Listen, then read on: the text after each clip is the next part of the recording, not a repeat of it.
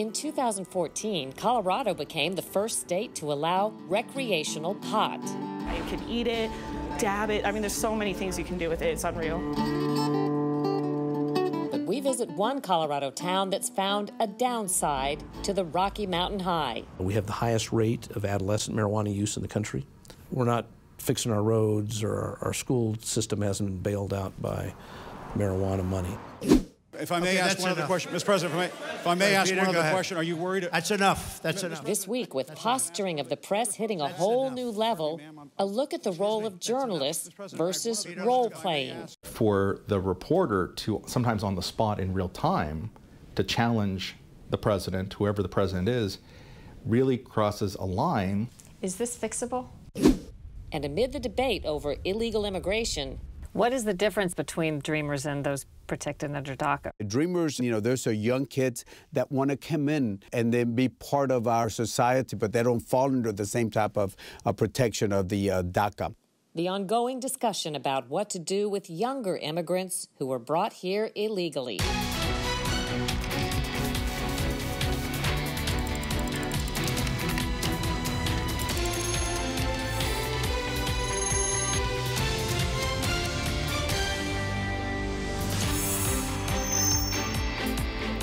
Welcome to Full Measure. I'm Sharyl Attkisson.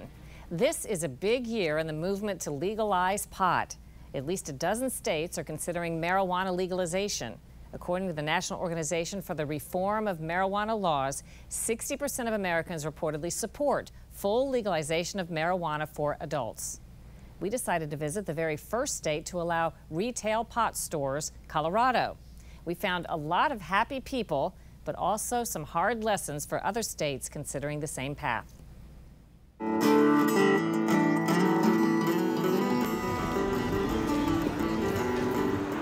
man, it's endless. Like, there's not just flour anymore. In 2014, Colorado became the first state to allow pot stores, where anybody 21 or older can buy marijuana for fun. You can eat it, dab it. I mean, there's so many things you can do with it. It's unreal. We wanted to find out what Colorado has learned from its Rocky Mountain High. It's f***ing awesome.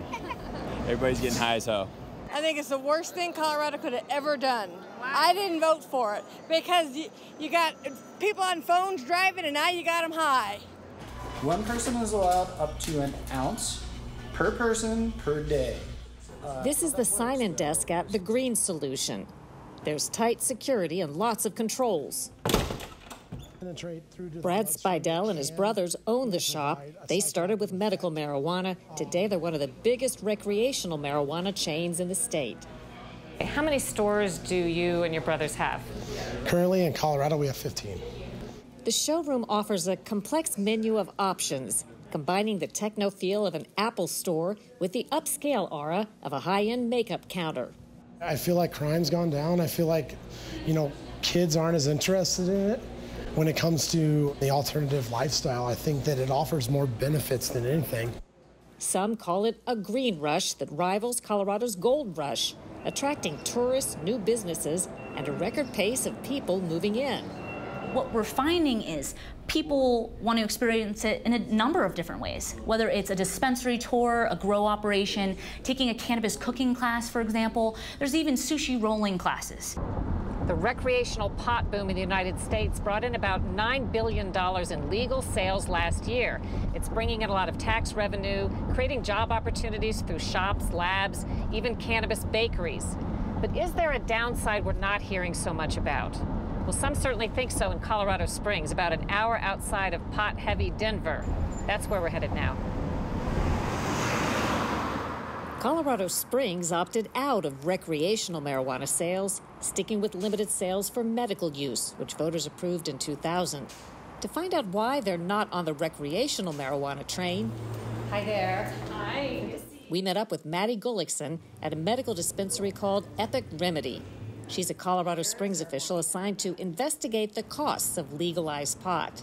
Renz Waddington is the owner. Colorado Springs is medical only, so you have to have a doctor's recommendation and be registered with the state to receive or purchase medical marijuana. One thing they've learned, pot laws and regulations are expensive, exceedingly complex, and constantly changing. A patient elect signs us up as their primary sender to purchase, and then we get allocated a certain amount of plans per patient. There's this one up here. So it's an old gas station, Canameds. Canameds. So Gullickson says it was all the unintended consequences of the city's medical marijuana experience that warded them off recreational. She's analyzing trends to help figure out best practices for regulation. I think we've got about 20 Starbucks in Colorado Springs, and we've got about 20 McDonald's in Colorado Springs, and we've got 128 dispensaries. Wow. So that's, that footprint is pretty large. In 2016, there was a spike in the state's homeless population, and houses have become increasingly unaffordable. A typical Denver home is in the $400,000 range. But the biggest surprise is what's happened to the black market. It turns out, for all the predictions and hope that legalizing marijuana in Colorado would eliminate the black market here, that hasn't turned out to be the case. In fact, officials in law enforcement and communities have told us they're having to grapple with an entirely new set of problems and costs. All right, so we're going to turn. Roger Vargason is a Colorado Springs police sergeant. Back in the day when the gold rush, when everybody was told that there was gold in the mountains and everybody should come to Colorado and make a fortune, the same thing's happening with marijuana. I could take you to hundreds of houses in this community that have been ruined. How's it going? Good. He took us to one neighborhood to see the pot version of crack houses. So now what you see is people are taking over these houses, growing a large amount of marijuana. Now it turns into the black market. They ship it out of state, and other states are paying large amount of money for this marijuana. So everything that we were kind of told in regards to legalization, that we would get rid of the black market, law enforcement wouldn't be involved in, it just hasn't panned out. And it's just not within the city of Colorado Springs, it's throughout the whole state of Colorado. Dealers rent homes like this one, illegally grow more marijuana than the law allows without proper paperwork, and skip out. But the biggest problem is not so much the plants as what they did to the house. It had pushed up the wooden floors, they had cut down all the drywall in the basement, they had taken all the carpet out, essentially destroying the basement. And they were just renters. They were just renters. So you look at a house like this, it's over $500,000, and it's virtually being destroyed. There's also been a spike in other crime like robbery and car theft. In 2016, Colorado's increase in crime rate was 11 times more than the average 30 biggest U.S. cities. Homicides up almost 10%. That's another irony of this whole thing, because the legalization proponents said, oh, the cops are spending way too much time on this marijuana. They're ticketing guys in the park and stuff like that. Let's stop that. Well, guess what? We're spending an awful lot more time enforcing the marijuana laws than we did when it was all illegal. Colorado Springs Mayor John Suthers opposed legal marijuana. He's a former prosecutor and state attorney general. What about people who say, your county, your city, you're just too uptight? Oh, yeah. Fighting progress, you're fighting something that nobody really sees as it's harmful. The industry always stereotypes me as kind of a drug war dinosaur. I've been dealing with this drug problem for years as a prosecutor, and I'm just, in a different century.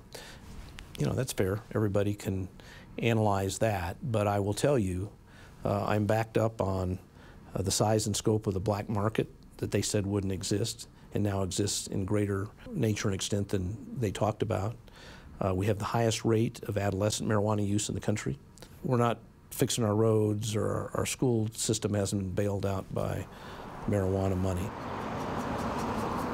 As more states consider legalizing marijuana, the Trump administration abandoned an earlier threat to crack down on recreational pot in states where it's legal. That after an appeal from Colorado Senator Cory Gardner. What is your best advice in a nutshell for these other states and cities? Slow down. I believe it's just going to keep continuing to grow, just like any other industry. We're just in the beginning of it right now. We've been legal for a few years now, and honestly, it's just going to keep getting better and better and better. I think when you have money driving an industry like this, money going back into the community, the genie has already been let out of the bottle. You can't put it back in.